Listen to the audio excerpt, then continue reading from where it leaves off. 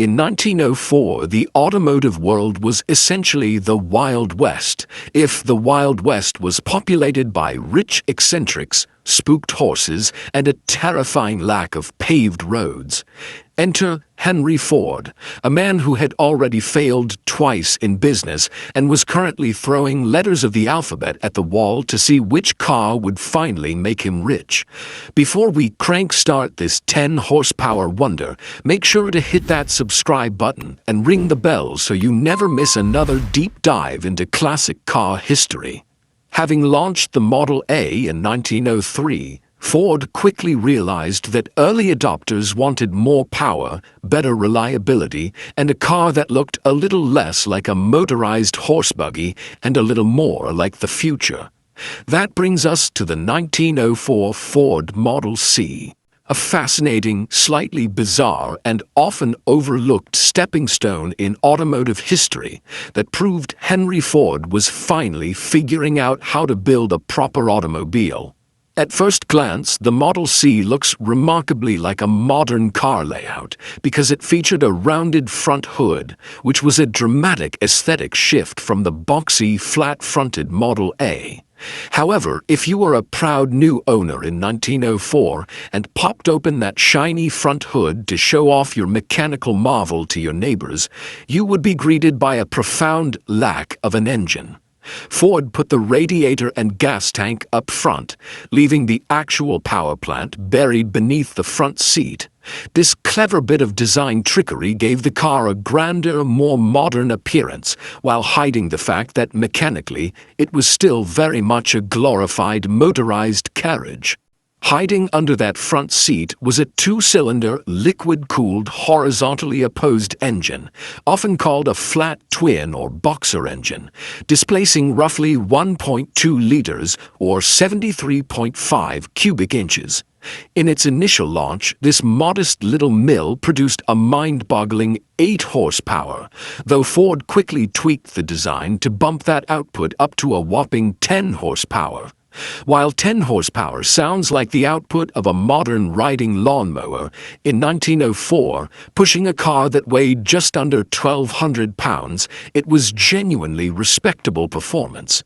Power was delivered to the rear wheels through a twin chain drive system, which required regular greasing, endless tension adjustments, and a healthy tolerance for getting your hands filthy. To manage all 10 of those frantic horses, the Model C utilized a 2-speed planetary transmission paired with a foot-operated clutch and hand levers. Driving this car wasn't like modern driving. It was more like operating an industrial loom while trying not to fall off a couch. First gear was used for climbing steep hills or wading through knee-deep mud, while second gear, or high gear, was your cruising speed.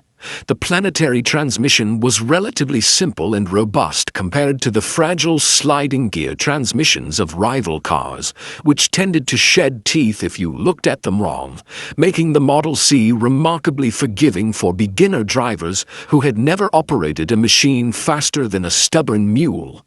If you found a rare stretch of dry, flat dirt and pushed the Model C to its absolute limit, you could reach a top speed of roughly 30 miles per hour. Today, 30 miles per hour feels like a casual glide through a school zone, but in 1904, traveling at that speed on wooden-spoked artillery wheels with narrow pneumatic tires and no windshield was an adrenaline-pumping, tear-inducing experience.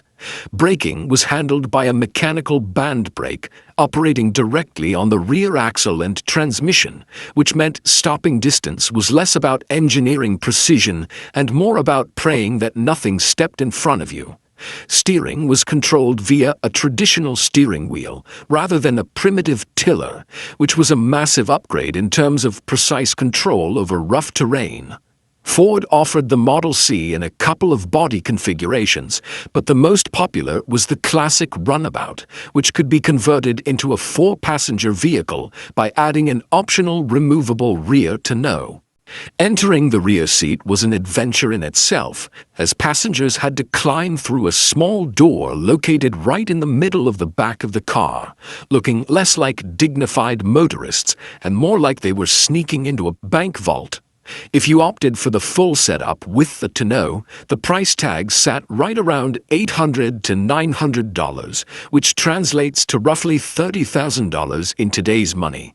For that investment, you got a shiny brass radiator, plush leather upholstery, and a car that offered just enough weather protection to ensure you still caught a cold whenever it rained. Production of the Model C took place at Ford's historic Mack Avenue plant in Detroit, long before the legendary assembly lines of Highland Park were even a dream in Henry's head. Back then, cars were hand-assembled on wooden trestles by small teams of mechanics who moved from station to station, picking up parts from wooden crates. Because of this handmade nature, no two Model Cs were entirely identical, and fitting parts often required a bit of custom filing, hammering, and gentle persuasion. Despite these primitive manufacturing conditions, Ford managed to produce approximately 800 units of the Model C between 1904 and 1905, making it a modest commercial success for a fledgling company trying to pay its bills. To understand the market impact of the Model C, you have to look at Ford's broader strategy in 1904, which was chaotic to say the least. Ford actually offered 3 different cars that year: the budget-minded Model A, the entry-level Model C, and the absurdly expensive Model B, which featured a 4-cylinder engine and cost a staggering $2,000. The Model C was explicitly designed to be the sensible entry-level sweet spot for the average buyer, earning it the affectionate nickname the doctor's car. Doctors loved it because it was reliable enough to start in a hurry from middle-of-the-night emergency calls, yet affordable enough that a country physician could actually buy it without taking out a second mortgage on his horse barn. Living with a Model C in 1904 presented a very specific set of practical strengths and hilarious ownership quirks. On the plus side, the flat twin engine was remarkably smooth compared to the violent, paint-shaking single-cylinder engines offered by competitors like Cadillac and Oldsmobile. On the downside, starting the car required turning a hand crank located on the side of the body, a process that carried the constant threat of an engine kickback, breaking your wrist if you held the handle incorrectly. Furthermore, keeping the engine under the seat meant that performing basic maintenance often required kicking out your passengers, removing the seat cushions, and leaning awkwardly into an oily abyss while trying not to drop your tools onto the dirt road below. Cooling the engine was another engineering challenge that required creative thinking in 1904. The Model C featured a thermosiphon liquid cooling system, which relied on the natural principle that hot water rises and cold water sinks, eliminating the need for a complex mechanical water pump. While this system was delightfully simple and reduced the number of moving parts that could break down, it wasn't particularly fond of long, steep hill climbs on hot summer days. Drivers often had to carry extra buckets of water to top off the radiator when the engine inevitably decided to boil over and turn the front of the car into a rolling tea kettle. The Model C enjoyed a brief production run of about 18 months before being phased out to make room for the larger, more refined Model F in 1905. However, the Model C served a vital strategic purpose.